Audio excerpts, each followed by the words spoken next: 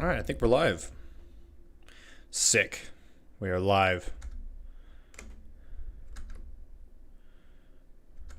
Cool. I'm going to start recording in 3, 2, 1. All right.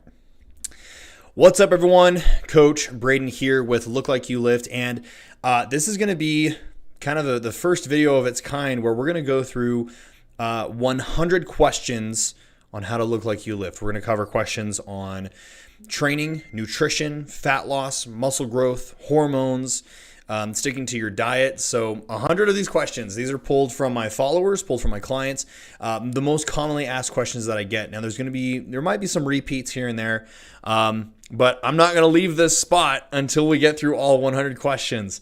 So it'll be interesting. All right, so let's go ahead and just get right into it. If you are watching this, go ahead and just like this video. It actually helps this video get up there with the YouTube algorithm so we can reach more people. So just give me a like, and then if you have questions, I want to do another series of this. So leave your questions in the comments, and if I have enough time afterwards, I might be able to actually answer your questions live. So, all right.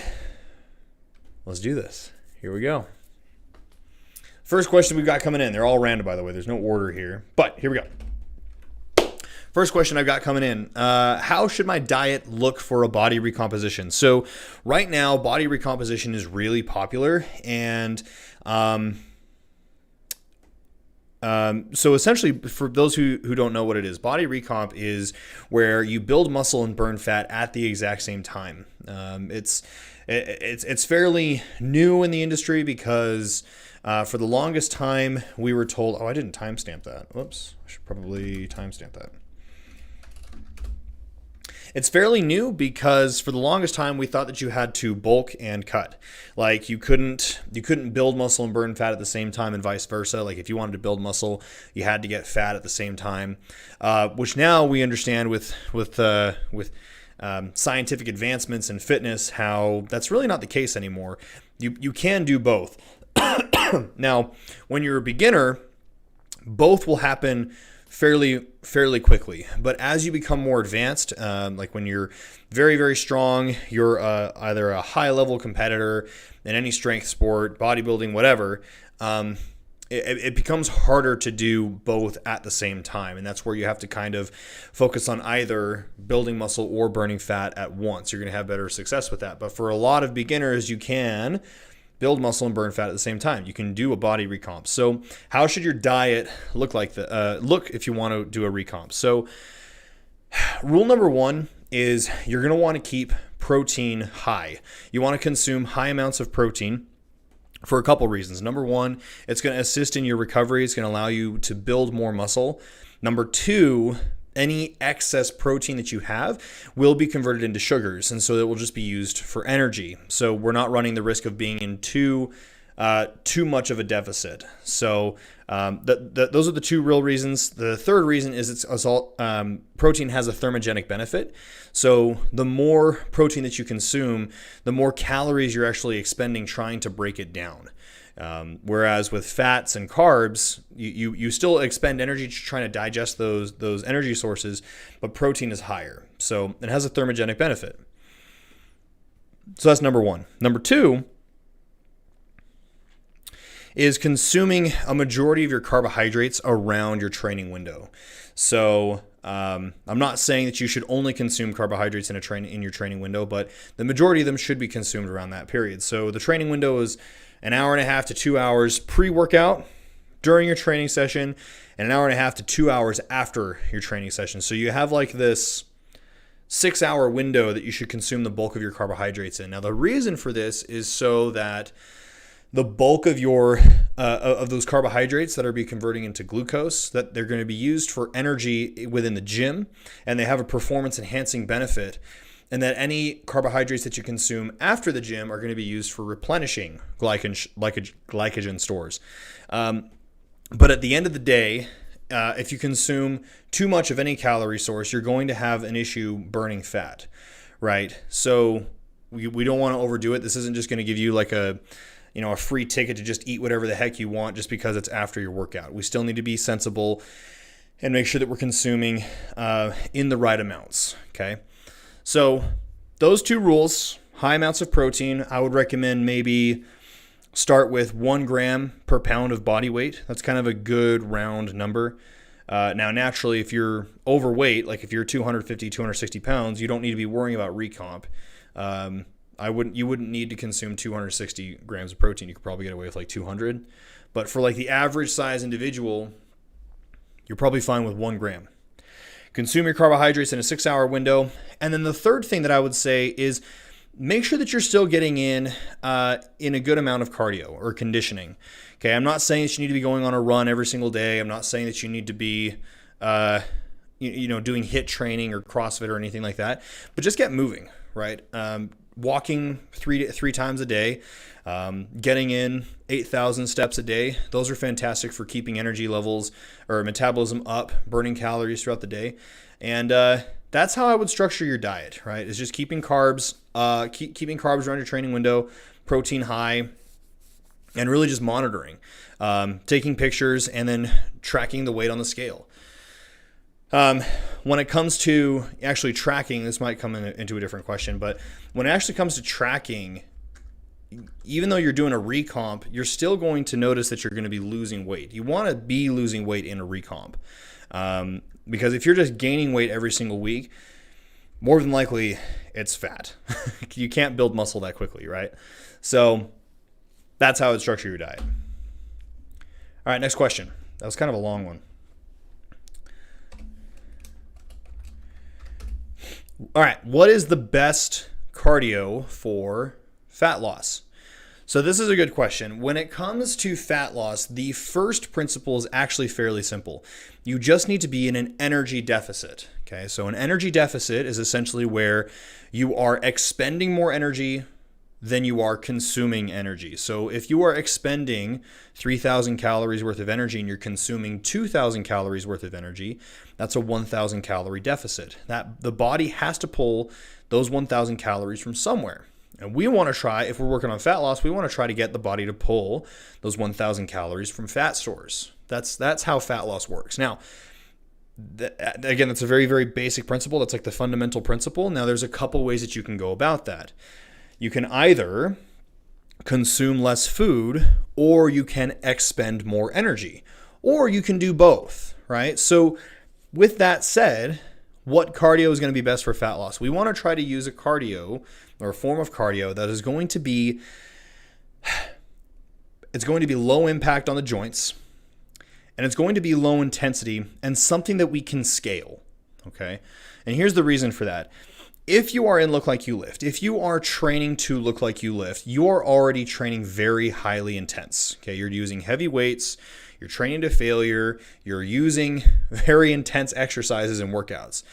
So the intensity is already there. So if we try to throw in a high intensity form of cardio, we're going to get the worst of both worlds. We can't perform in the gym and we can't perform high intensity with the cardio.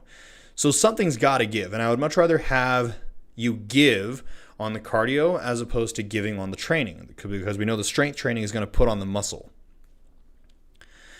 We also want to try to find something that's going to scale, which means that we can increase it if we need to without feeling like we're going to die, right? So what I have found to be the best form of cardio for fat loss is walking. Walking is scalable. Everybody can walk. Anybody can walk, right? I mean, right now it's summer. I can go outside and I can just go walk, right? And anybody can do that. So right now I'm on a program where I have to get in 10,000 steps a day, and I can break up those 10,000 steps any way I want. Right now I'm breaking them up where I go for a walk in the morning, I go for a walk after every single meal I have, and I go for one more walk at night. And that breaks it, and that's 10,000 steps. That's calorie burn. I feel great. I'm not tired. I'm not exhausted. And I have the energy that I need to continue pushing myself in the gym. So that's what I'm going to say is the best cardio for fat loss. But at the end of the day, the most effective cardio is going to be the one that you like doing. Let's say that you hate walking. Okay, well then don't walk. Cycle, row. It doesn't matter. It doesn't matter as long as you're in an energy deficit, okay? So if we want to use cardio for an energy deficit, That's what I would suggest. Next question. Can you lose weight without dieting? So, yes and no. Okay, so when people say dieting, I'm assuming they mean like restricting their calories, restricting their food. No, you can't lose weight without having to restrict your food. You can't lose weight without having to expend more than you're eating. That's the literal definition of fat loss. Now, can you lose weight without following a diet? Absolutely. You don't need to follow a diet to lose weight. Any diet will work. Okay? But as far as losing weight without feeling a little hungry, without having to restrict calories a little bit, without having to not eat your heart out all the time, sorry, that's not possible. There is going to be a little bit of discomfort when you're losing weight, and that's just the name of the game. But if we can change the way that we focus on that, change the way that we look at it, and say, hey, I'm suffering right now, that's a good sign. Because if you're feeling hungry, if your stomach is grumbling, then what does that mean? That your body's not pulling energy from food. Your body's pulling energy from somewhere, so it's probably pulling from fat stores. So kind of fall in love with the feeling of a little bit of discomfort here and there, because that's how you know that your diet, your fat loss program is working. What is the fastest way to get strong? Okay, so this is a good question. The fastest way to get strong is using my 3 criteria. Well, it's not my 3 criteria, but this is the 3 criteria that I like to use when trying to figure out a way to get you as strong as possible. So in order to get as strong as possible, the fastest way possible, we want to focus on a couple things.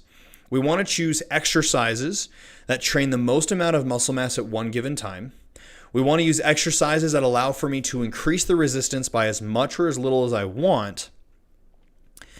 And I need to be able to eat to drive recovery and adaptation. Okay, so when we think of the 2 first questions, what are the best exercises that move the most amount of muscle mass?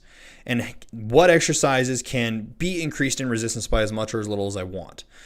So we can quickly narrow down the number of exercises, the infinite number of exercises, down to just a few exercises that you need. Namely, the barbell squat, the barbell press, the barbell bench press, the barbell deadlift, the barbell row, and chin-ups. Okay? With a squat, a press, and a deadlift with the barbell, the reason why we like a barbell is because you can increase in resistance by 2 pounds at a time, 5 pounds at a time, 10 pounds, 100 pounds, 500 pounds, by as much as I want. I can't really do that with a kettlebell or a dumbbell. I don't have a 10-pound kettlebell, 11-pound kettlebell, a 12-pound kettlebell, right? And then because they are barbell exercises, they use the most amount of muscle mass at one given time. Think of the squat. The squat uses a lot of muscle mass. It's not just your legs, it's your back, your shins, your shoulders. It's the entire body working in unison, synergistically.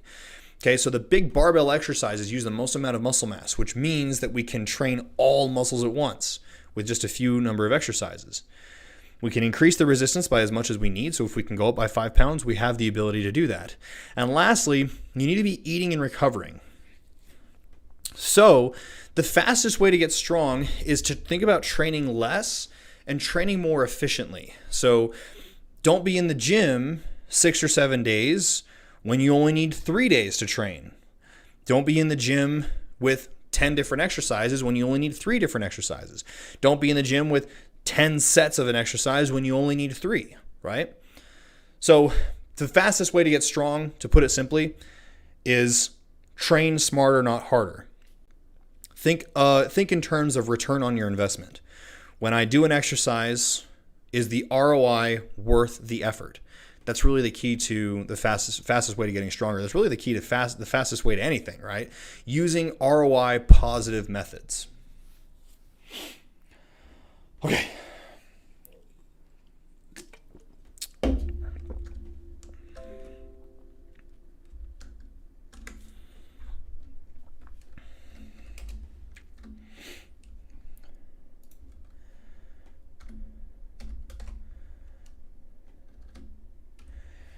Okay, next question. Is it possible to get stronger without gaining weight? Yes, it is possible. A lot of people who ask this question are either fighters or people who have to stay within a certain weight class, like wrestlers or fighters, like I said. So yes, it is possible.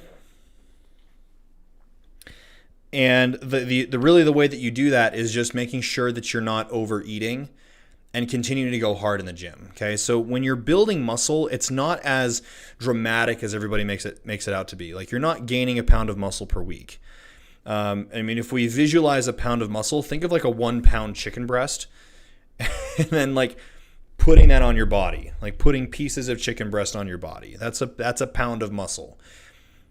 It's not that fast, right? So you can get stronger without gaining weight, and also you can get stronger so as you're building muscle, you can also burn away some fat tissue, which is going to keep you in that same weight range. So yes, it's possible. You just need to become a little more dialed in with your nutrition and just make sure that you're not overeating.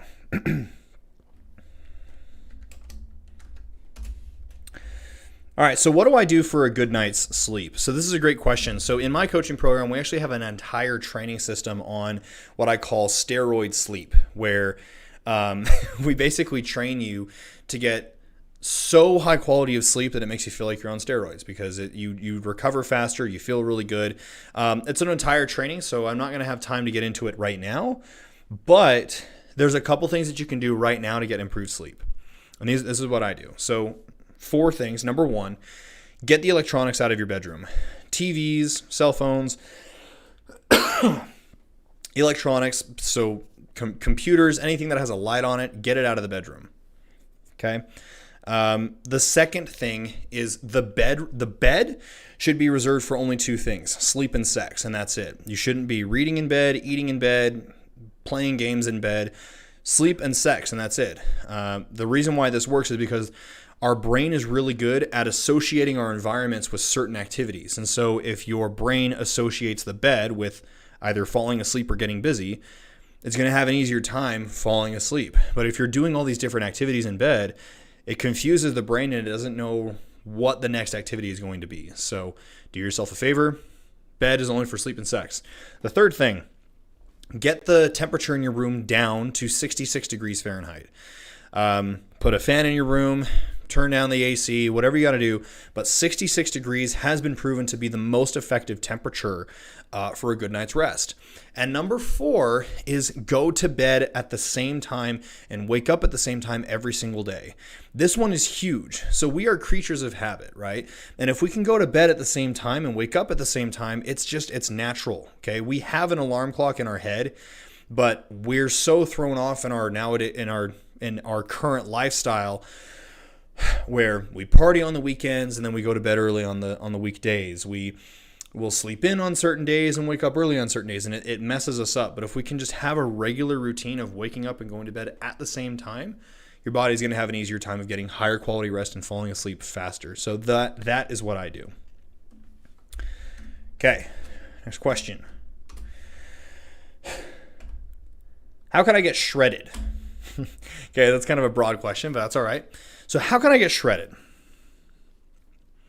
So when we're talking about shredded, what I like to, I would find the definition of shredded to be like sub 10% body fat. Okay, that is where you can really see the abs defined. You can see the striations in your sides.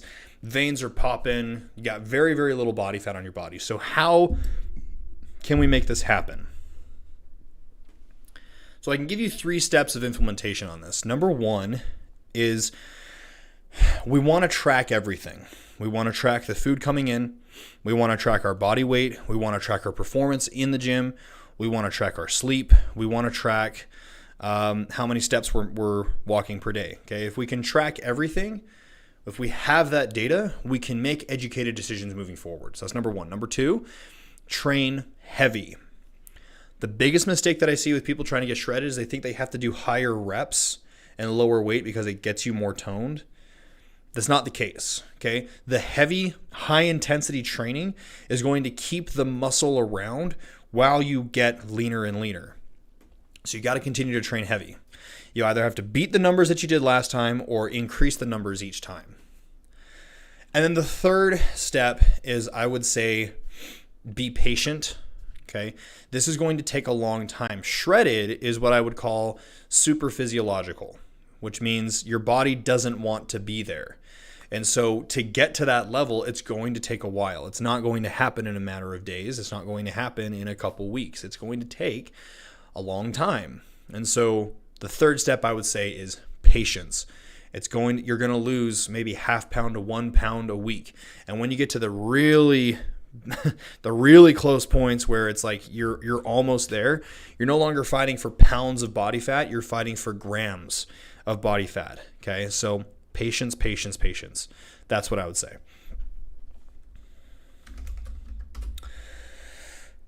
How do I bounce back after eating off my diet? Okay, this is a big question. So whenever you're on a meal plan or you're given a diet or you're supposed to be following something, it's almost inevitable that you're going to slip up from time to time. You're going to either give in to temptations or something happens. Okay, what's the most effective way to bounce back? I'm going to say number one is you cannot beat yourself up. All you can do is look forward. It doesn't do you any good to beat yourself up because that happened in the past. There's no point in trying to redeem yourself for the past. All we can do is look forward. That's number one. Number two is, depending on how bad you messed up, you might have to pull away some food from your other days for the following week to kind of get back on track. But with that said, I don't mean punish yourself and starve yourself for a day. That's not the point. Okay. And number three is get a good training session in. So when you fall off your plan, you probably fell off your plan with some delicious carbs. Okay. Well, essentially what you just did is you carb loaded. And when you carb load, that's essentially what athletes do to get ready for an event. So utilize those carbohydrates. Go out and lift and get a really heavy training session in. Maybe do a couple extra sets on your program. Utilize those carbohydrates. You're going to feel great. You're going to have a great performance. Okay. But the biggest thing, guys, don't beat yourself up. Don't try to redeem yourself. Don't try to starve yourself to make up for it. Just admit you made a mistake, pat yourself on the back, and move forward. Okay. How can I improve my posture? This is a great question. So we are in a society where you sit for like 12 to 16 hours a day. And when you're sitting, you're not thinking about your posture. You're just thinking about getting your work or your homework done. The second problem is when you go to the gym, you're probably only training the pretty boy muscles, the chest and the biceps and the abs. Well, you train all this stuff in the front and then you don't train the stuff in the back. What happens is you become overdeveloped. And so now your shoulders are coming forward. You have a slouched posture, and that slouched posture is made worse because you're sitting at your desk wrong. So how can we fix this? Number one is stand more. Okay. I'm standing while I'm doing this presentation, right?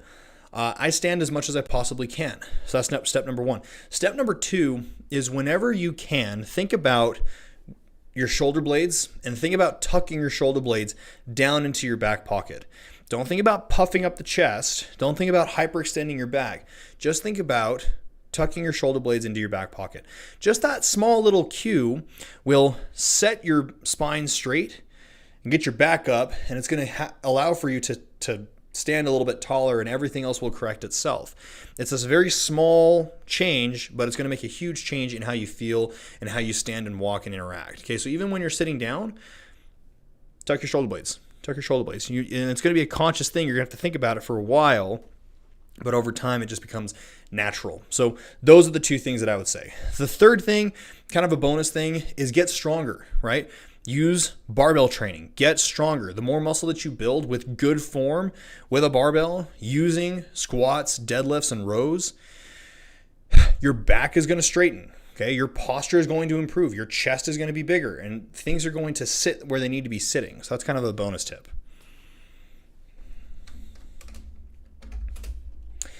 Okay, so what do I need to do to get stronger? I really like these broad questions. They're really broad. What do you need to do to get stronger? Well, number one is you need to get started.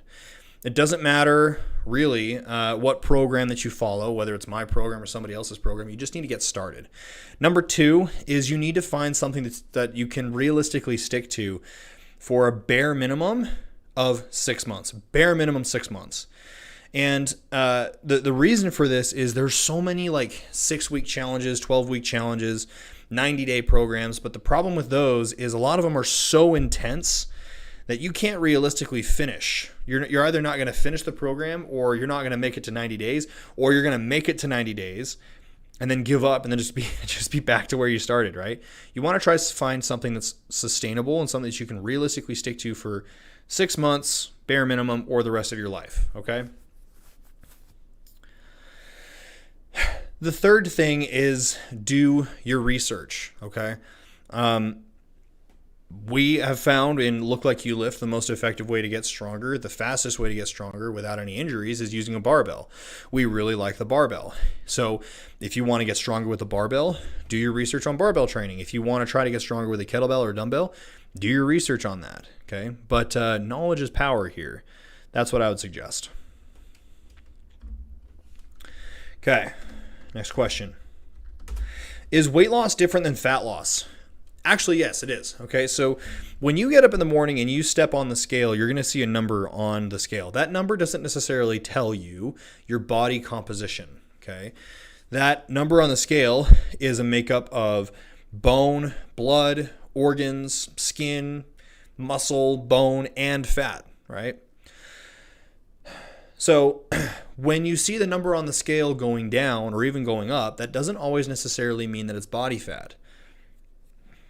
So yes, fat loss is different from weight loss. However, let's not kid ourselves here. If you're looking for fat loss, you do want to see the number on the scale going down. Okay, don't try to kid yourself here when you're trying to lose weight and you're like four weeks into a program and you're not seeing any weight loss.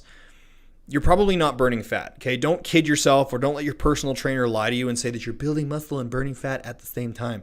No. You're not that special, okay? So yes, fat loss is different than weight loss. Weight will fluctuate because of water and other compositions within your body. But if you are looking for fat loss, you do need to see the number on the scale going down on a fairly regular basis.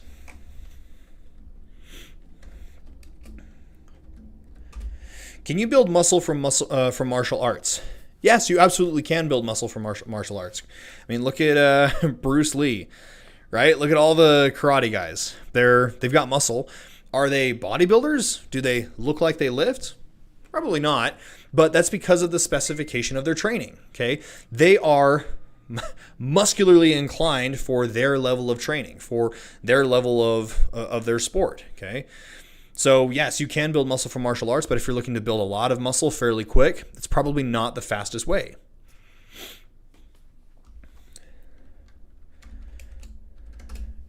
So what burns off belly fat? Okay, there's only one thing that burns off belly fat specifically. It's not a supplement. It's not an exercise. It's not a saran wrap cream thing that you wrap around your belly. The only thing that burns off belly fat is fat loss, okay? An energy deficit, eating less or consuming less energy than what you're expending. That's the only way, okay? So I already have a ton of belly fat questions in this lineup, and so this is probably going to come up a lot more. But there's no special thing that directly burns off belly fat only, okay? When you walk around, you don't see a guy with chiseled abs and flabby arms and a triple chin. You just don't see that, right? The only thing that burns off belly fat is getting into a deficit for long enough that fat loss occurs and your body starts to pull away fat from everywhere around your body. Like it or not, belly fat is the last thing to go. It's always the last thing to go. So what does that mean? You have to get lean everywhere first before the belly fat starts to come off. And that's just the reality of the matter. Nothing else is going to just get rid of the belly fat directly and then everywhere else later. If there was, I would tell you, but there's nothing, there's no secret here, right?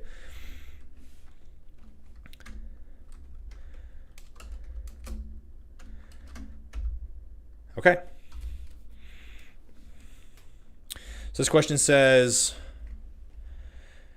so I'm new to shredding. How do I get started? Okay, so when you say I'm new to shredding, it probably means I'm new to trying to lose weight. How do I get started? So a couple ways that you can get started is, number one, clean up your diet. Okay.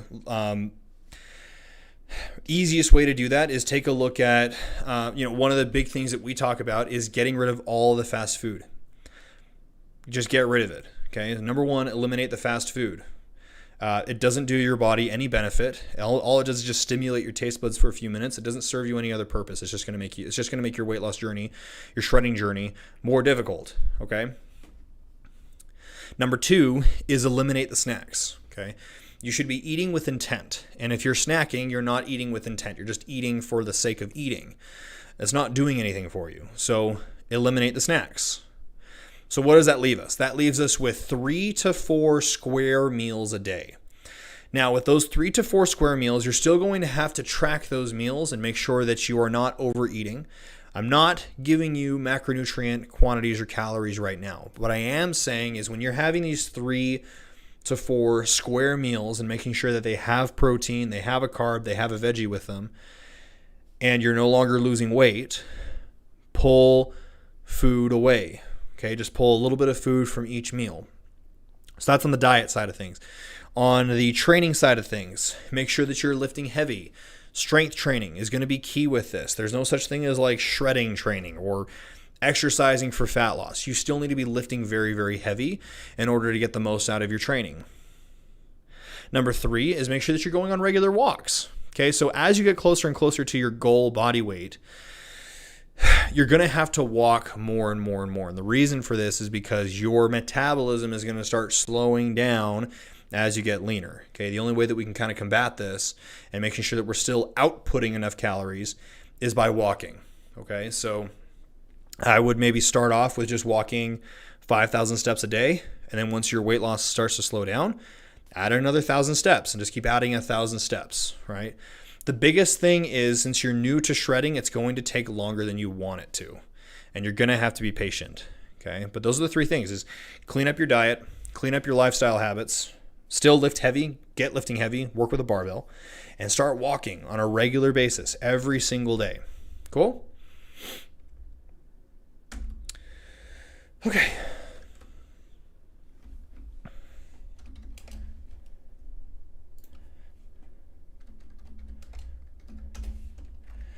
Why is my weight loss all over the place? Okay, so I actually get this one a lot. So if you get in the habit of tracking yourself first thing in the morning and you're actually plugging it into an app or a spreadsheet, you're going to notice that your weight loss is not linear. It doesn't go like this, right? It's like this. Okay? That's normal. Daily weight fluctuations is a normal thing. There's a lot that's going on in your body, okay? Sodium retention, water retention, glycogen. Did I already say water? Water is a huge one. Blood volume, gut volume. Like there's so many things going on inside your body. It's so much more than just like fat loss, fat gain, muscle loss, muscle gain. So you're going to see fluctuations. I myself can fluctuate as much as 4 to 5 pounds a day when I track myself daily. That doesn't freak me out, okay? And that shouldn't freak you out either. You shouldn't look for a daily decline in weight. That's not realistic. However, how can we make sure that we are still losing weight? We want to look for a general trend in weight loss. Take a look at the week before, take the average of that week, and then compare it to this week, and so on and so forth. Look at your weekly averages as opposed to looking at your daily weigh-ins. Okay, that's insanity if you try to shoot for daily weight loss. It doesn't work that way.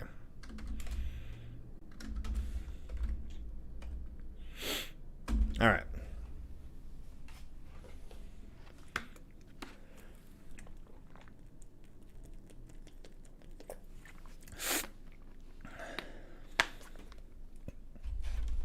So how can I get strong and big? Excuse me. So how can I get strong and big? All right, good question. So number one, what you're going to need to do is find a good strength training program. What I have found to be the most effective way to get stronger is by working with a barbell. Now that we've decided that we're going to work with a barbell, we need to choose a certain number of exercises that are the most effective for getting stronger.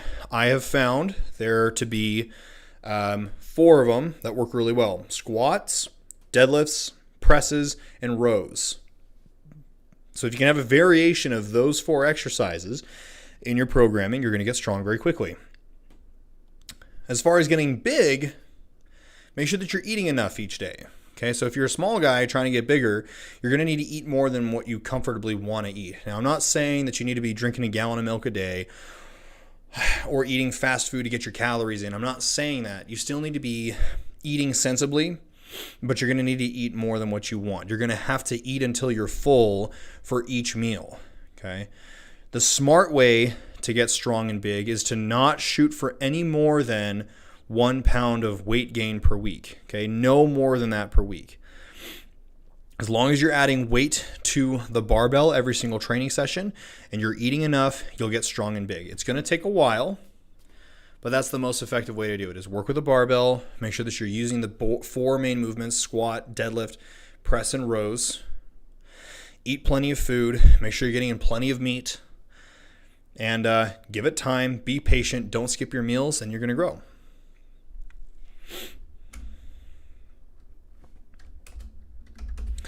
Why is my press so weak, and how can I fix it? Okay, so when we're talking about the press, you're probably talking about the overhead press, okay, the shoulder press. So this one right here, super common to be weak with this one. If you think about the overhead press, first off, it's the network of muscles are very small muscles, okay? With your bench press, you got a big muscle right here, chest. With the overhead press, you no longer have that. You only have your back, traps, and your shoulders, and that's really it, and your triceps. Okay, so it's going to be weaker. But the second thing is there's a lot of technical faults when it comes to the overhead press. The bench press is relatively easy when it comes to technique because you just need to bring the bar down to your chest and just press up. However, with the overhead press, you're standing up, you got to maintain balance, so it's much more difficult. Now,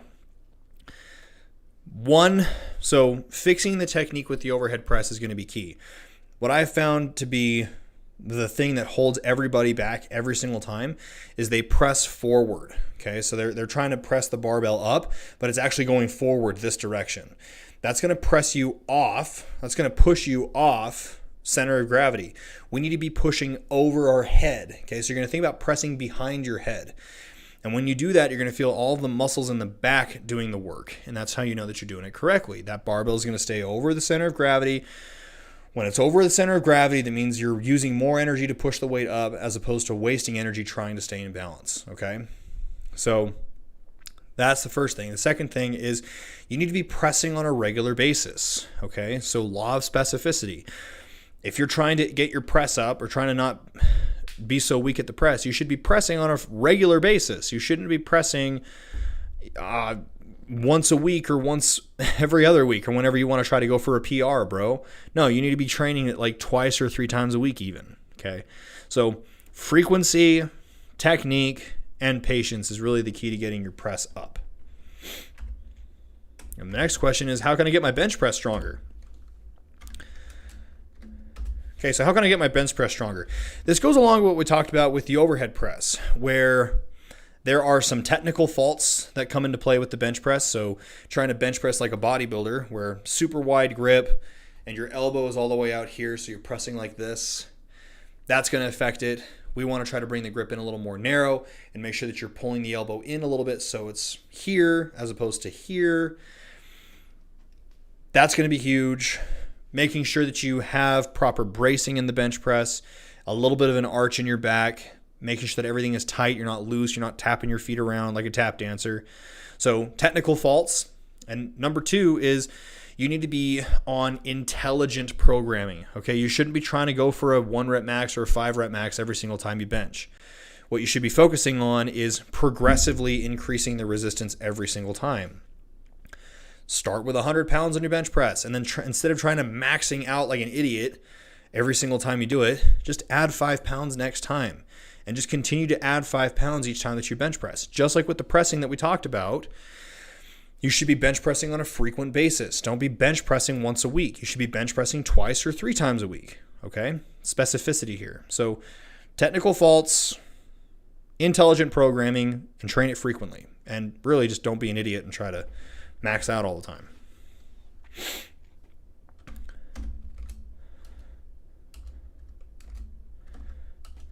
Okay, what is a good program for shredding? Okay, so when you're talking about a program, I'm assuming that you probably mean both training and nutrition combined. Honestly, the best program for shredding is the one that you can actually stick to. One that is going to be realistically one that can be realistically sustainable for longer than 10 weeks, 6 weeks, or 90 days. Because whether you like it or not, shredding is going to take longer than you want, right? So what are some of the characteristics that you should be looking for in a program for an effective shredding program? Number one, does it have strength training? Does it focus on strength?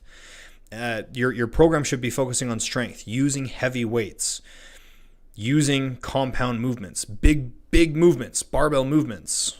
That's number one. Number two, does it have an emphasis on tracking your food? Are you going to have to monitor your food and making sure that you're adjusting your food on a weekly basis or whenever you slow down? Number three, does it have some form of low intensity cardio to increase caloric expenditure? If you have those three things, that's a pretty good program. And really what it comes down to is just consistency. I'm going to move this up. There we go. Really what it comes down to is just being consistent with that program. Really, if you have a program that follows those three things and you can monitor and adjust accordingly, you're going to make progress. You're going to see success. So that's what I would say.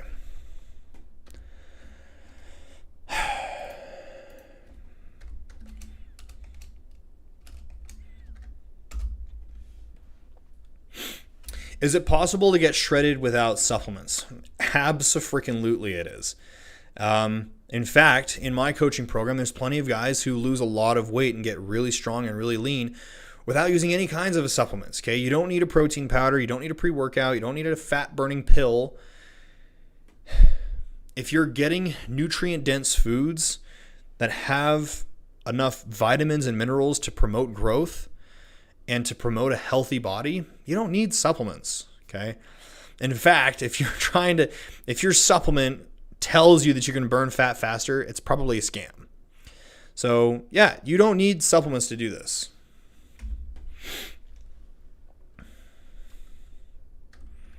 All right, so this one is oddly specific. How can I get shredded like the 300 Spartans? Well, makeup, first off. You're gonna need a lot of makeup. The second thing is you're going to need to go through a water depletion phase where you completely dehydrate yourself for a week to get all the water out from under the skin to make everything look really tight and really lean. And the third thing is you're probably going to have to hop on a little bit of testosterone.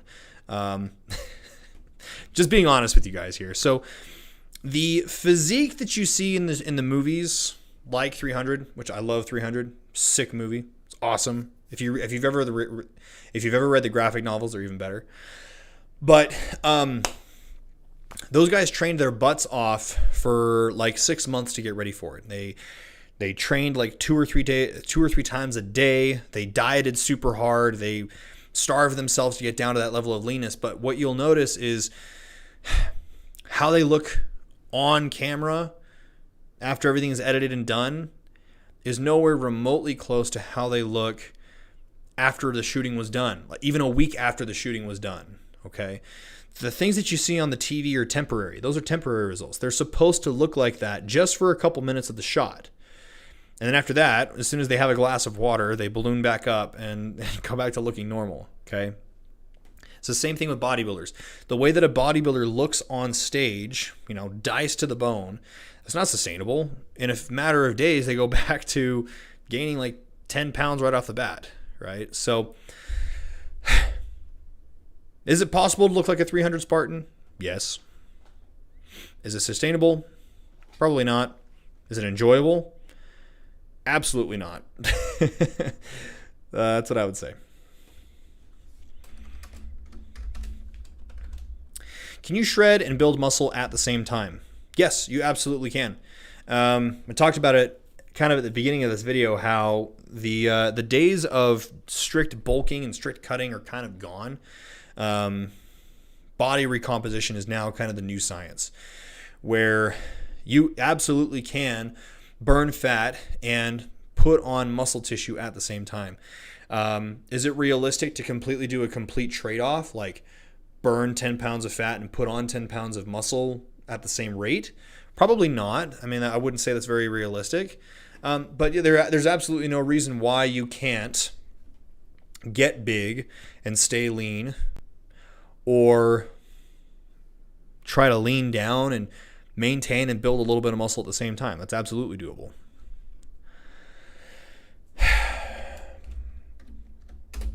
Will running get me shredded? Okay, so let's go back to the definition of shredded. Shredded is essentially where you're very, very low body fat percentage, you're very, very lean, but you also look very muscular, very defined. I'm going to say that running alone is not going to do that for you. You're not going to build muscle from running. Running is going to be used for cardiovascular strength and a little bit of caloric expenditure, but running alone will not get you shredded. What will get you shredded is focusing on building more muscle, getting stronger, and being in an energy deficit, eating less food than what you are expending in terms of energy. So can you use running as a tool to help you get that energy deficit? Sure, you can. Are there more effective ways? Yes. So the short answer, will running get you shredded? No. Can it assist you in your journey of getting you shredded? I would say yeah, but it wouldn't be my first choice. So hope that helps. Okay. What's with these questions that are related to each other one right after the other? So is it possible to get shredded without cardio? Yes, it is. So going back to what we talked about, how for fat loss to occur, you need to be in an energy deficit. Okay, you need to be consuming less energy than what you're expending. If I'm expending 3,000 calories of energy and I consume 2,000 calories of energy, I'm in an energy deficit. Body's going to pull that 1,000 calories from fat stores. You do that long enough, you're going to burn fat. You're going to get lean. Okay.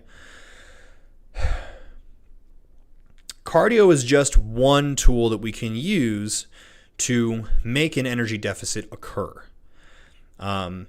It's honestly not my first tool that I want to use when we're trying to get you lean, because you're going to adapt to that level of cardio very, very quickly.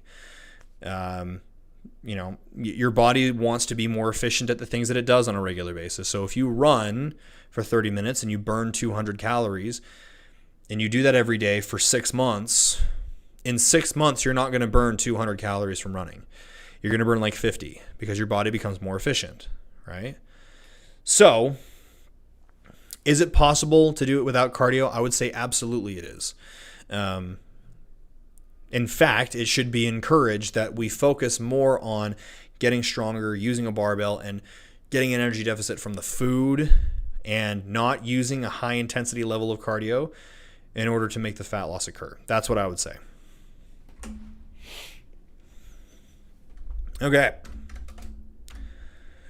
Which exercises reduce belly fat? None of them. There's not a single exercise that will reduce belly fat. All of the sit-ups, all of the crunches, all of the planks, the Russian twists, the hip bridges, you name it, there's not a single freaking exercise that's going to reduce belly fat. The only thing that will reduce the appearance of belly fat, which we'll talk about later, is a vacuum, a stomach vacuum, where you pull in your belly button, trying to get your belly button to touch your spine, and then holding that contraction, sucking in your gut really is the only way to give the illusion of reducing belly fat. But no, there's not a single exercise that will reduce belly fat. So if you're trying to get abs, the reason why people do sit-ups and crunches to get abs is because they can directly feel it, and therefore they think that they're doing themselves some good when they're not. I was able to lose my 65 pounds of fat and get my abs without doing a single crunch, a single sit-up. I didn't do any kind of abdominal exercise. You can look at all the pictures of me when I was diced to the bone, all of my photo shoots, not a single ab exercise. My ab exercises were strength training, lifting heavy ass weights, using my core for what it was designed to do, to stabilize my body while lifting heavy loads. So you don't need sit-ups and crunches. And you shouldn't use sit-ups and crunches to try to reduce belly fat. You're wasting your time. Go for a walk. Expend more energy. Okay? Okay.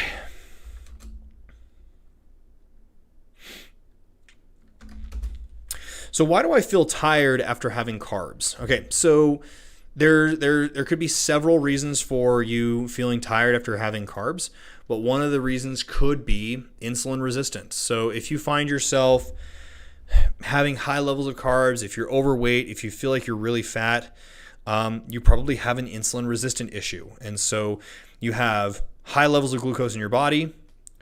Your body's trying to shuttle that glucose into either fat cells or muscle tissue or liver tissue.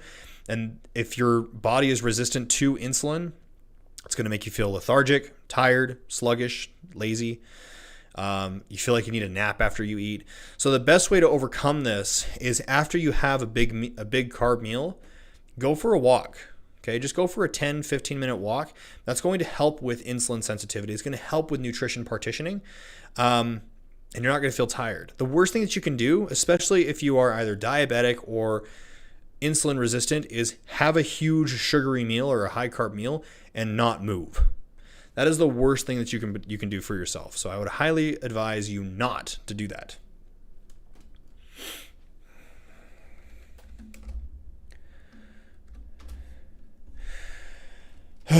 Okay, so this is taking longer than I thought. So I think we're going to go to 90 minutes, and then we might do a part 2.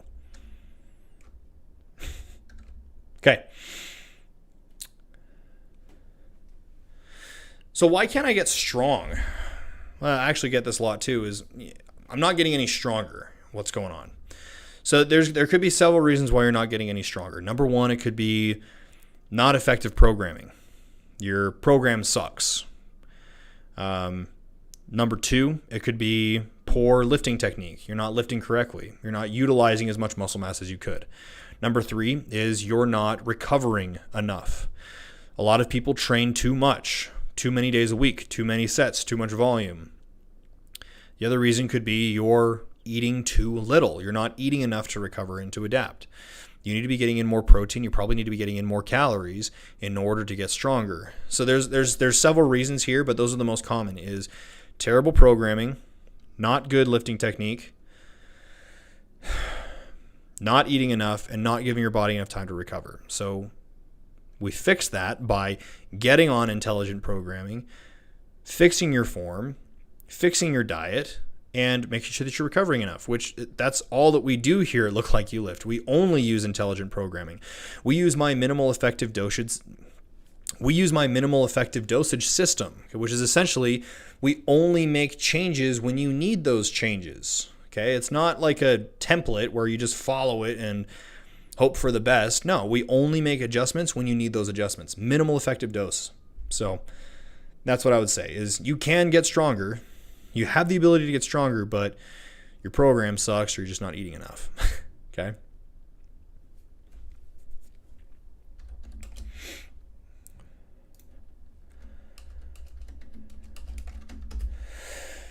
Okay, so what should I do if my weight loss slows down?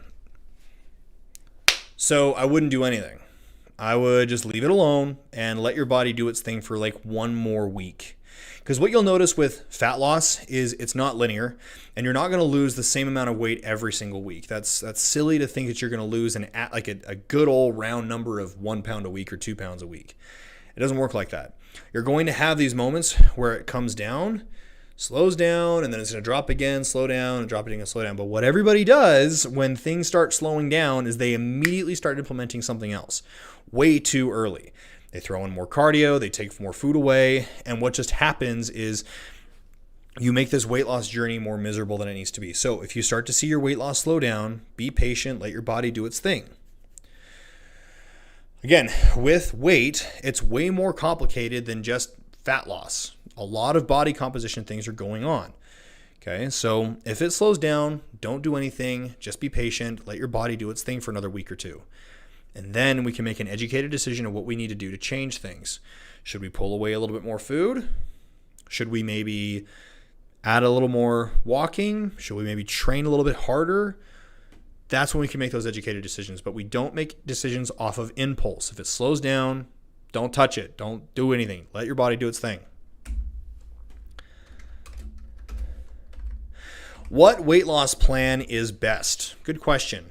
The best weight loss plan is the one that you can realistically stick to for the long term. So whenever you're looking for a weight loss plan, you need to ask yourself, can I realistically do this for another year? Can I stick to this for a year?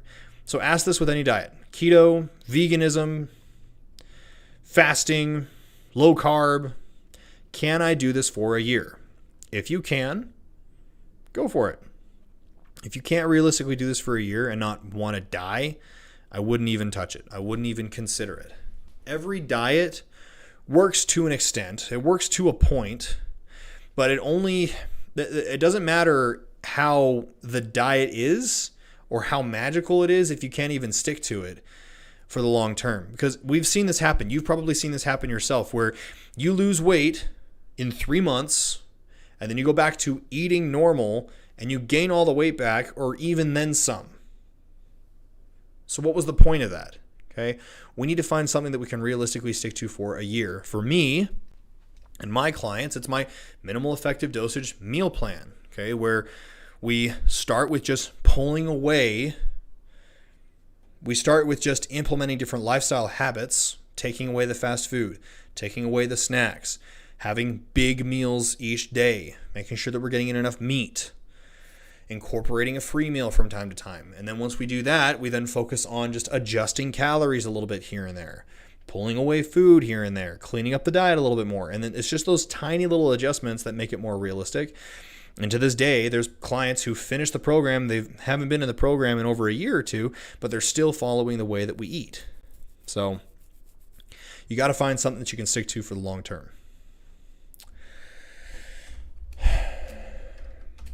So why is my weight loss so slow? Because you are impatient. It has nothing to do with how slow your weight loss is. It has to do with your perception of how fast it should be. Think about it. You didn't get fat in a couple weeks. You didn't get fat in 6 months. You didn't even get fat in a year. You got fat after 10 to 20 to 30 years of neglecting your health. So why would all of that weight come off in 6 weeks, 10 weeks, or even 3 months? Why? That's not realistic. So it's not that weight loss is slow. It's that you expect it to be faster. Okay. The most permanent transformations, the most successful transformations are the ones that happen slow and steady, and they're patient with it. They go on a program for a year. Those are the ones that have permanent transformations, not the ones that burn out after 12 weeks, right? So what I would say is change your perception of how fast your fat loss should be. And that's the freaking problem with Instagram and the internet is we see all these stupid freaking tabloids of I lost 20 pounds in 3 weeks and I lost 100 pounds in 12 months. Okay. How do you look 6 months later? You probably gained it all back. What's the freaking point at that point, right? Play the long game, guys. It's slow. Suck it up. That's what I would say. Okay. So how can I get a stronger deadlift? A couple things that you can do to get a stronger deadlift is, number one, use intelligent programming. Make sure that you are lifting on a frequent basis. You should be deadlifting twice a week. Make sure that you are increasing in resistance on the deadlift by just a few pounds every single training session. 5 pounds, 10 pounds each time. Don't try to shoot for like an all-out 1 rep max on a frequent basis. That's stupid. Don't do that. The next thing is making sure that you're lifting with good form. Form matters when it comes to the deadlift. Not necessarily from an injury perspective, but from the utilization of all the muscle mass in the body. So for example, if you're pulling with a rounded back, you're probably not using all of the muscles in the hamstrings to help with your lift. Okay. If you're pulling with good form, you're using everything. The more muscle mass you have, the more leverage you have, the more force production occurs, right? So intelligent programming, not being stupid, and lifting with good form is how you get a strong deadlift.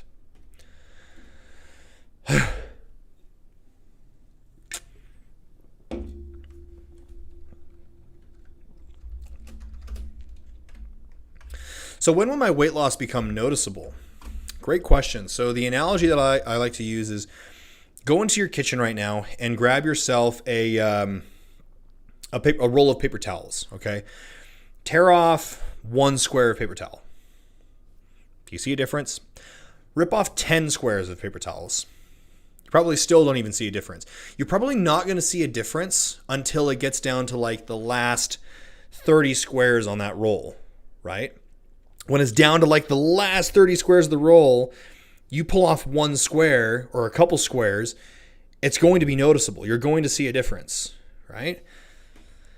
So you may not be able to visually see a difference with your weight loss on a week-by-week basis. But that's the whole reason why we measure with our circumferences. We measure our waistline. That's also why we track our weight every single day. Because if you are getting stronger in the gym, your waistline is going down, and we're losing weight on a weekly basis, it's going to be noticeable. You just need to give it time. Again, just think about the paper towel roll. You're not going to see the first couple squares on a brand new paper towel roll, but you'll notice it once it gets down to the last squares on that roll. Okay? All right.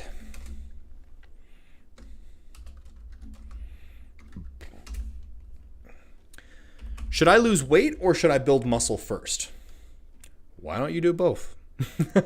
So when people ask this question of should I lose weight or build muscle first, it's probably because they are going on a new journey. They're trying to transform their body and they're brand new to this. When you're brand new to this, you don't need to really focus on one or the other because you're so excuse me. You're so new to this that both are going to occur anyway. So what I would say is for the first couple months of your program is focus on just building more muscle and losing weight at the same time. How do we track muscle growth? We track it through getting stronger. If you're adding weight to the barbell, more than likely you're putting on muscle. And if the number on the scale is going down, you're more than likely burning fat. Okay? So do both at the same time. And as you get more advanced, 1 or 2 years down the road, a long time down the road, you might have to start focusing on one or the other, but you don't need to worry about that right now. You can do both. Don't get so tied up with the minutia of what you should start with. Just get started.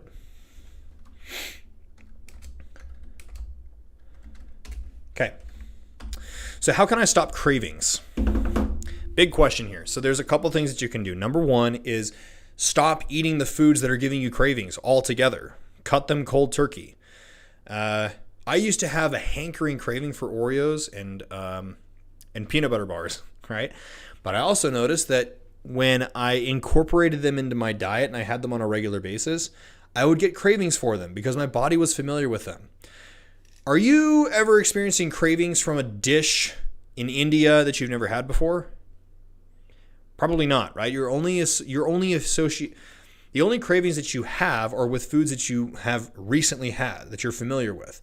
But if you completely eliminate them out of your diet for not a long time, but if you completely eliminate them out of your diet for a month, the cravings go away. Okay, I no longer crave peanut butter bars and fast food and garbage that I used to put in my body because I haven't had them in such a long time. My body forgot what they were, right? So that's the first thing. And the second thing I would say is make sure that you're eating enough on your current diet. I notice that cravings happen when you're starving yourself too much. So make sure that you're eating enough. Those are the two best tips of advice that I can give you. All right. What are the best exercises for building muscle? Great question. So the best exercises for building muscle are the ones that will use the most amount of muscle mass at one given time, will train in the most effective range of motion, and will allow for you to increase in resistance by as much or as little as you want, okay? So with those three criteria, we can quickly eliminate the infinite number of exercises out there and narrow them down to like 5, okay? So in order of adherence to those three criteria that we gave, the barbell squat, barbell deadlift, barbell bench press, barbell overhead press, the deadlift, and rows. Okay, those basic exercises are what everybody should have in your program. You should have a squat, a press, a pull, and a row. And those exercises, since they're barbell exercises, I can increase in resistance by as much or as little as I need, by 5 pounds, 100 pounds, 500 pounds. And because they train in the most effective range of motion, I really don't need to be adding in any additional exercises for a very long time. I should really just focus on getting as strong as possible with those exercises first, and then we can add additional exercises in later. But that's really all you need.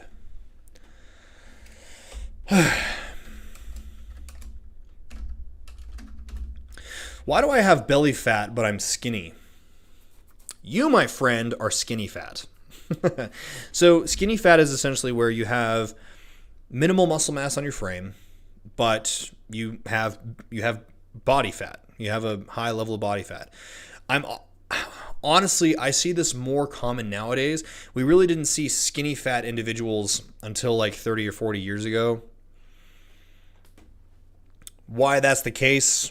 Could be societal, could be dietary, I don't know. Could be hormonal.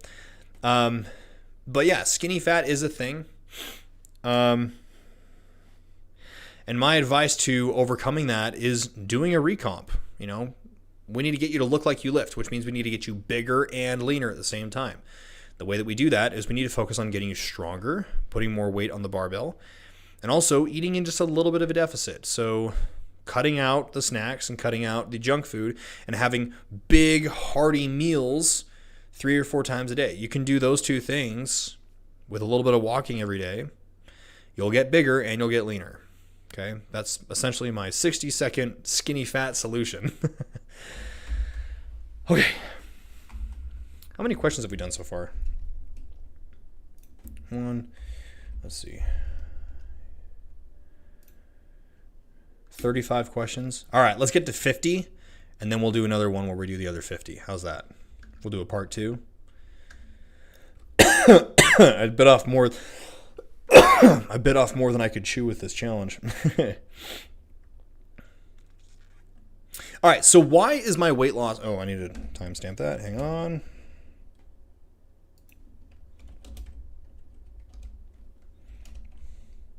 So why is my weight loss slowing down? Great question. So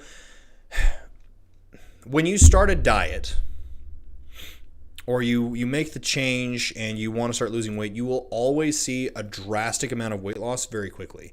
You're going to drop like 10 or 15 pounds right off the bat. Those 10 or 15 pounds are not body fat. You didn't drop 10 to 15 pounds of body fat within 2 weeks.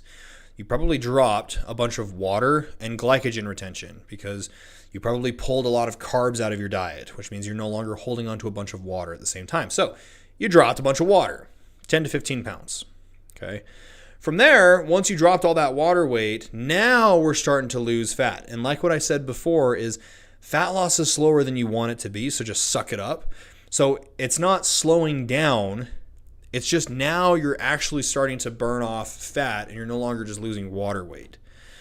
So this is where you got to be patient. You're not going to see this 10 or 15 pound trend. It's not going to be this huge drop like that for the entire duration of your weight loss journey.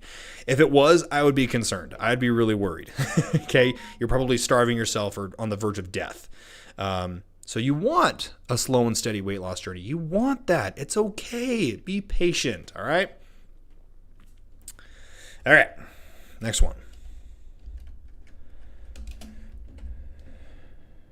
Hang on.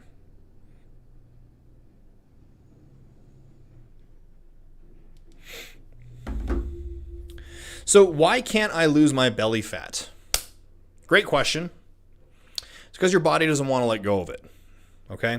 So if we think about the purpose of body fat, the whole purpose of body fat is it's an emergency fund. Okay? So your body is going to use body fat as energy when it no longer has energy coming in the form of food, right?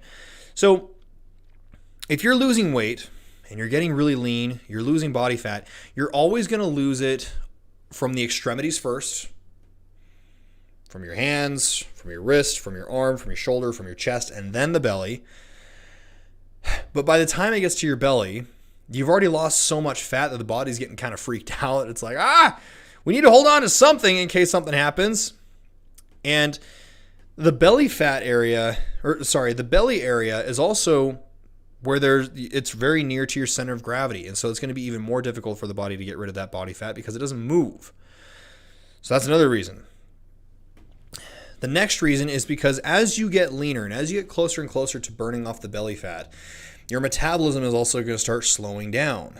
So that means it's going to start to you need to get really aggressive when you want to get those last 10 to 15 pounds of belly fat off. And there's no easy way around it. The last 10 to 15 pounds of belly fat are tough. They're aggressive. If it wasn't tough and aggressive, we would all have six packs, right? We would all be millionaires. We'd all be six packs. We'd all have six packs. So just because it's difficult does not mean it's impossible. It just means that you need to become more aggressive and you need to put in more effort in those last 10 to 15 pounds than the first 50 pounds that you lost. And I'll use myself as an example. When I lost the 65 pounds, the first 40 pounds were easy. Okay? They were easy. We just stopped eating fast food and snacks and garbage. But as it got closer to getting down to like 10% body fat and really, really lean, I had to really dial it in and really track and monitor everything. So it is a challenge, but you can do it. It just takes time and takes patience. Okay. So does keto work for weight loss? Yes, it does. But why does it work for weight loss? So the big thing with keto is you're going to get into a state of ketosis, which means you're going to be burning fat for energy. You're not going to be burning sugars for energy. Sure. But does that mean that you're going to be burning body fat for energy? Yes and no. The most important thing when it comes to any kind of a diet is you need to be in an energy deficit. You need to be consuming less energy than what you're expending. Keto, you're cutting it. So with keto, you're cutting out a huge energy source. That energy source is carbohydrates. If you cut that huge energy source out, that puts you into a gigantic energy deficit. Okay? So you will lose weight, but what happens when you want to go back to eating normal again? You're probably going to gain the weight back and then some. I had a coach who used to tell me that if the method is not sustainable, the results aren't sustainable. Okay, so if keto is not sustainable, if you don't see yourself doing this for the rest of your life, or at least for the next 5 years, you probably shouldn't be even starting it in the first place. Try something else. So no, there's nothing magical about keto. It's just another diet, just another method of getting into an energy deficit. If you really hate carbs and you enjoy fat and meat, go for it. But it's not necessary. You don't need it. Okay. Is being shredded worth it? I can tell you from my personal experience that I would say being shredded is not worth it. Being lean and being fit is worth it, but being shredded to the bone and super lean and looking good on Instagram, it's not worth it. It requires so much work, so much effort, so much dieting, and so much not frustration, so much effort that it's not enjoyable. The only reason why I've ever had to get shredded was just for photo shoots, and it's the rebound after the photo shoot, especially this last cut that I went on, really sucked. So I would say it's not worth it. It's not worth the health ramifications.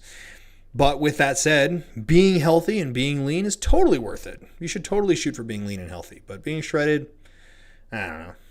It's kind of overrated. Unless you're trying to put together some good pictures for Tinder or Instagram, not worth it. So why is a barbell so important? Great question. So the barbell is a tool that I have found to be one of the most effective. The barbell is one of the tools that I've found to be the most effective tools for getting stronger and building muscle. And the reason for this is the exercises with which you use a barbell are the exercises that require the most amount of muscle mass at one time. You can train those exercises in the most effective range of motion. And because the barbell is loadable, you can put plates on your barbell, you can increase the resistance on a barbell by as much or as little as you need. Now, are machines, dumbbells, kettlebells, are those all effective as well? Yes, of course. But if you wanted to get one piece of equipment that you could use for the rest of your life and continue to get strong, barbell, man. Just get a barbell. So I'm a huge fan of the barbell because it's easy to use, it's easy to coach. I take that back. It's easy to use. It requires some coaching when it comes to form and programming, but once you get the hang of it, it's a tool that you can use for the rest of your life. All right, next question.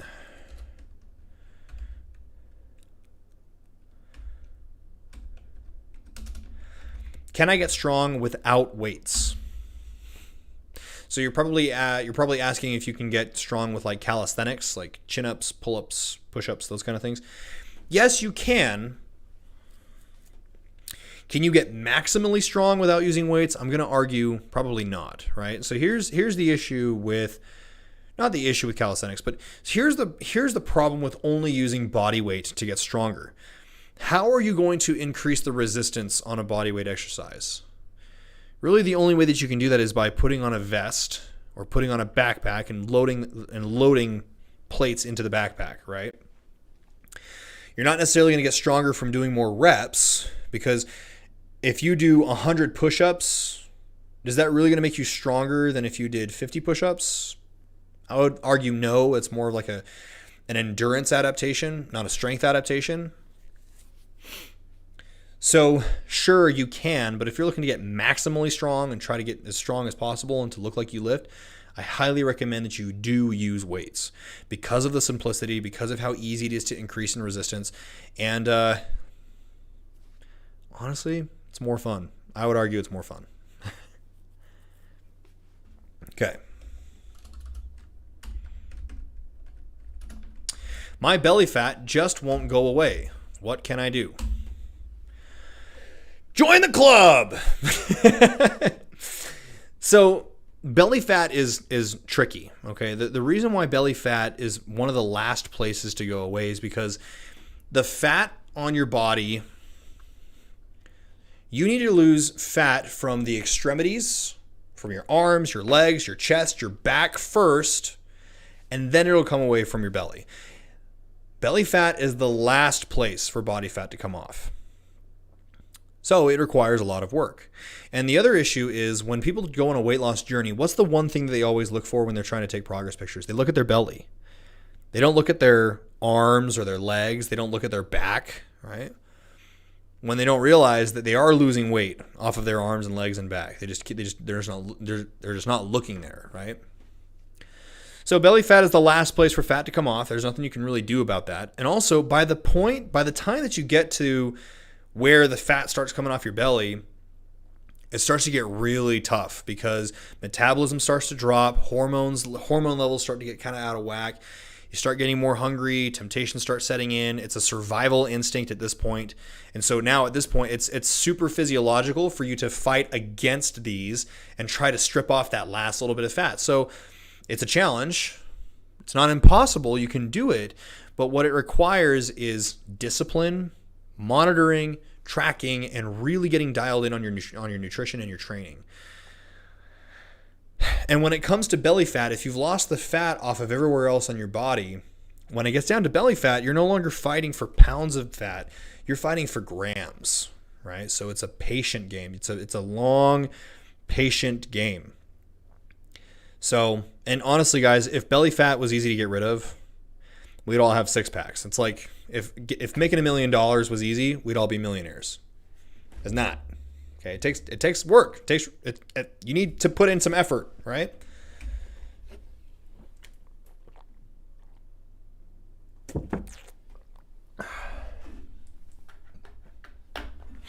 All right.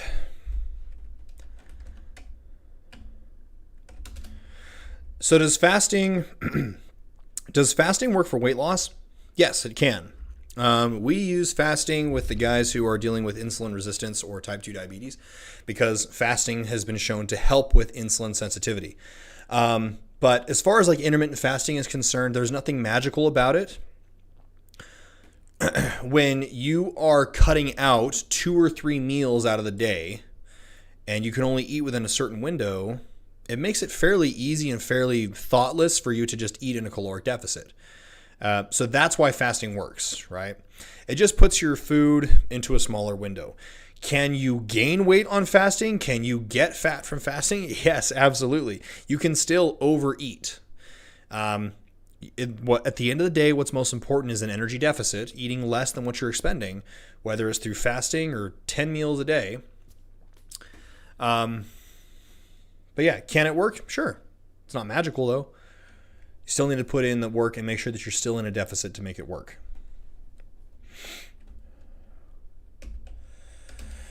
All right, this is a big one. How do I build my own meal plan? This is a big question. All right. So how do you build your own meal plan? So when it comes to building your own meal plan, there's a couple things that I'm assuming you're probably wanting to figure out your calories, figure out your macros, proteins, carbs, and fat. Okay, so I'm going to break it down for you as quickly as I possibly can because this is a short segment, right? All right, so here we go. Take your body weight, multiply it by 12. That's how many calories that you need. Take your body weight, multiply it by 0.9. That's how many grams of protein you need. Okay? So now you're going to take your calories, take your grams of protein, multiply that by 4, and subtract that from your total calories. Those remaining calories you can fill in with fat and carbs. Done. That's all you need. Okay, you don't need specific fat numbers. You don't need specific carb numbers at this point. If you just start with just figuring out your calories and your protein and filling in the rest with your carbs and your fats, you've got the start of a meal plan. That's your start. Now that we have the start and you've been following this every single day and you're tracking your weight loss, you can make adjustments. While keeping the protein number the same, you're going to pull calories away by 200 to 500 calories per week, depending on how much weight you're losing. Okay? So if you've lost a pound in a week, you probably don't need to pull any calories away. If you didn't lose any weight in a week, I would pull 500 calories away. If you lost a little bit of weight but think you can go a little bit harder, pull away 200 calories. That's really the key to making your meal plan work, is adjusting. There's no magic macro split. There's no magic calorie number. You need to make adjustments and eat accordingly. Okay? So figure out your calories, multiply your weight by 12, figure out your protein, multiply your weight by 0.9, times that by 4, subtract it from your total calories, and that's the remaining calories you can fit in from carbs and fat. Pull away calories from 200 to 500 per week, dependent on how fast your weight loss is going. There you go. Okay.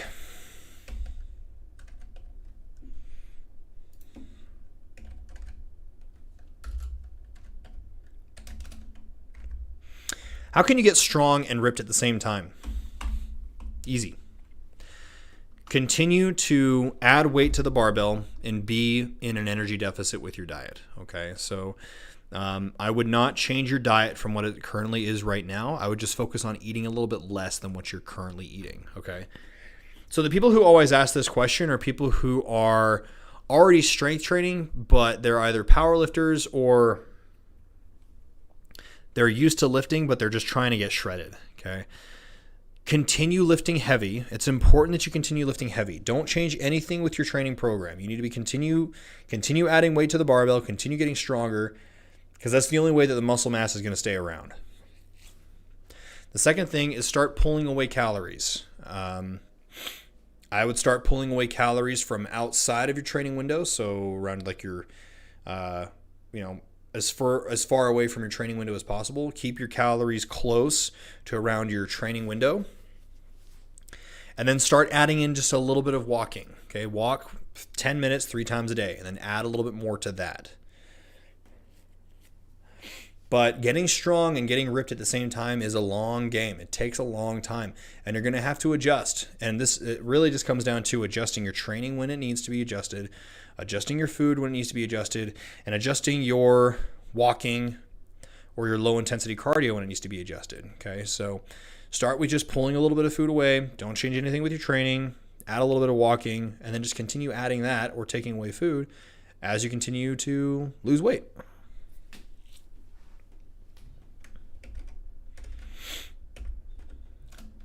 When does my belly fat start going away? Belly fat starts going away when the fat on everywhere else on your body has gone away first. Okay, this is the sad This is the sad, harsh reality of this, guys. Is where your center of gravity is. That's the last place for body fat to come off of. So for men, your body fat around your center of gravity is right around your belly. For women, where is it? In the hips. It's always the last place for it to come off. Okay. So what you'll notice is that when you're in a weight loss journey, so your body's going to lose fat from the extremities first, from the hands and the ankles, the shins and the forearms, the thighs and the arms, the butt and the shoulders, and then the chest, and then the belly. It's always the last place to go. There's no way that you can speed that up or bypass that. You can't bypass physiology. It doesn't work like that. I guess you could get like liposuction, but that's not realistic, is it? So it starts going away when fat comes off everywhere else. And the sooner that you can realize that fact, the faster we can start making progress, okay?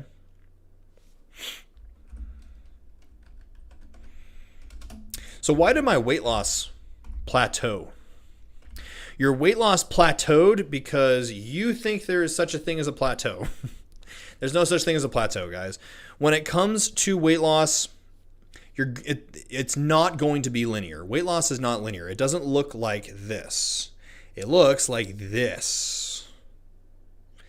What I call the whoosh effect. Okay, the whoosh effect is where you lose a little bit of weight, it stalls out, but if you continue riding out that stall, eventually the weight starts going down again. Why does this happen?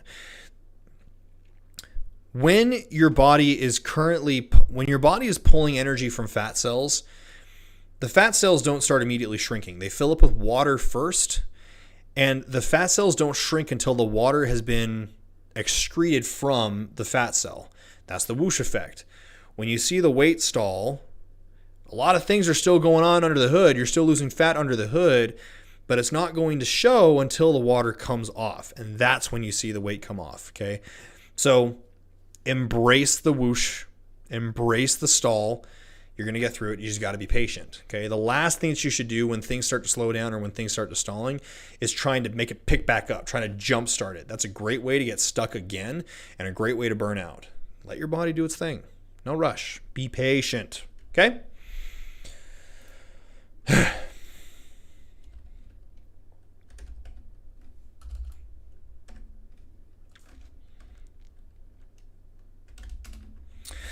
So how can I have more energy without caffeine? That's a great question. So one of the big things that I work on with my clients is getting them off of caffeine, getting them off of coffee, and getting them off of energy drinks. You just don't need them.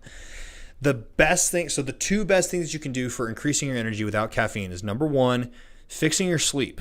You need to be getting better sleep. Okay, I've done a whole training on how to improve your sleep and get better rest. A couple of the things you can do right now: get the electronics out of your bedroom. have the same time for when you go to bed and the same time that you wake up every single day. Those are the two best things you can do. Focus on your rest. That's how you're going to have more energy. The second thing is walks. If you ever feel low energy, go out and get a walk in. Just walk for like 5 minutes. That alone is going to give you more energy faster than drinking a cup of coffee or energy drinks, okay? So especially if you have a heart problem and you're trying to get off your energy drinks because they make your heart hurt, like me, do that, okay? All right, let's do more. Let's do one more. And then we'll come back for part 2. Can you get shredded without counting calories? Yes, you absolutely can. I'm currently in a cutting phase right now, and I'm not counting my calories at all. However, to get shredded, it is going to take monitoring other variables. Tracking calories is just one variable that you can track to see if you're making progress. For me, the things that I'm tracking are my body weight and food quantities, right? So every single day I have the same amount of the same types of foods. And then when weight starts to slow down or when progress stalls, I pull away quantities of food as opposed to having to like monitor calories. I haven't tracked calories in over 2 or 3 years because I'm kind of trying to get everybody away from the whole calorie model. Calories in and of themselves, tracking calories are just not very accurate in the first place. However, I think tracking food is way more accurate. So yeah, you can totally get shredded without counting calories. I'm doing it right now. I've done it the past 2 times that I got really diced to the bone, and it totally works. Okay, all right. I think that's going to be it for now. I've got timestamps here, guys. So for everybody who's watching on YouTube, you're watching the replay, I'll have the timestamps down in the comment section and in the description so you can go back and watch it. And just click on the one that you want to watch. So this is part 1. More to come. We got part 2 that we got to get through. Another hour and a half. I'll probably do that sometime this week. Okay, guys. Have an awesome, awesome day. We'll talk soon.